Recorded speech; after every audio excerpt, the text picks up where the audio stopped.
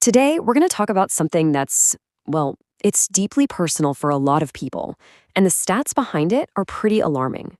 We're looking at why so many Nigerians are losing their parents way, way too soon. So let me just ask you something straight up. If you're a Nigerian and you're hitting, say, 45 years old, what do you think the actual odds are that both of your parents are still alive? Okay, get ready for this. The answer is just 3 to 6%. Yeah, let that sink in for a second. For the vast, vast majority, it's not a question of if you'll lose a parent by that age. It's pretty much a guarantee of when. So how do we even get to a number that stark? Well, this isn't just based on stories people tell. The hard data. It paints a really clear and honestly a pretty painful picture. A huge piece of this puzzle is simply about reaching what most of the world considers young, old age. Think about age 65. In Nigeria, only about 47% of men and 52% of women even make it to that age. That's wow. That means almost half of all parents don't even reach that milestone. And here's why that timing is so crucial. The average Nigerian mom has her first child at nearly 30, and fathers are typically even older, often by 8 or 9 years. So you do the math. By the time you're celebrating your 45th birthday, your parents are likely in their mid-70s or early 80s, and that puts them squarely in that high-risk bracket we were just talking about. And this, right here, is just the flip side of that first shocking number. This is the probability that by age 45, a Nigerian has already lost at least one parent.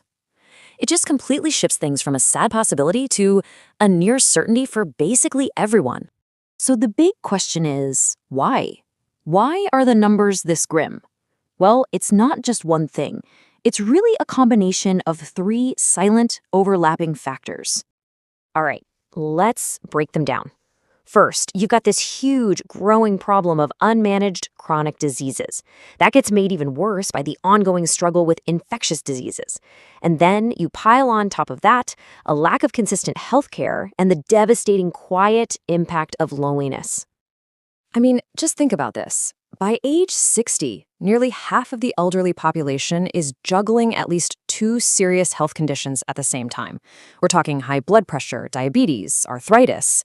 And so often, these things go untreated. They just quietly spiral out of control until, boom, a stroke, heart failure, or sudden death. And then there's the emotional side. You know, this quote isn't some exaggeration. It's a medical reality. Loneliness has a profound physical impact. It makes blood pressure worse, it speeds up mental decline, and it actually increases the risk of early death by over 25%. It is a huge deal. Now, a lot of us might think, okay, but if a family has money, their elderly parents are safe, right? But honestly, that's a really dangerous myth. It builds a false sense of security that just isn't there.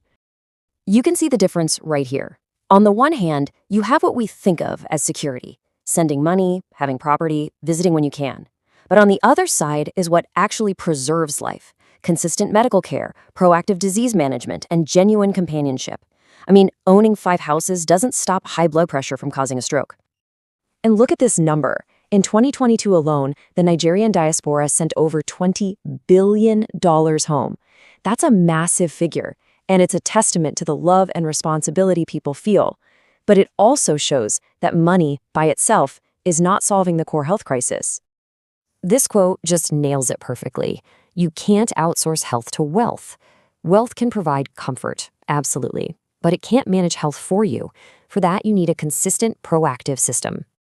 So if money isn't the whole answer, what is? We have to start looking at a new model of care, one that shifts the entire focus away from crisis management and towards proactive prevention.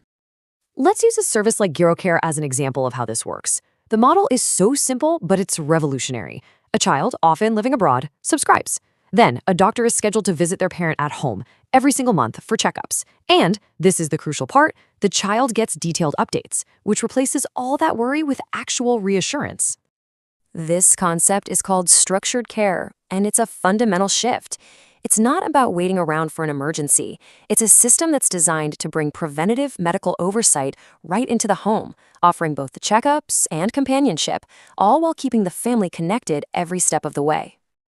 And this really brings us to the most important takeaway of all. It's about fundamentally changing our whole approach, from reactive panic to proactive love and care.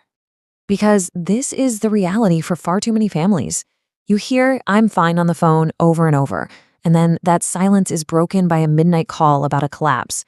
Proactive care is all about preventing that ambulance ride from ever being necessary. Ultimately, our parents deserve more than just survival. They deserve dignity, health, and companionship in their final years. And the only question left to ask is, how are we going to make sure they get it?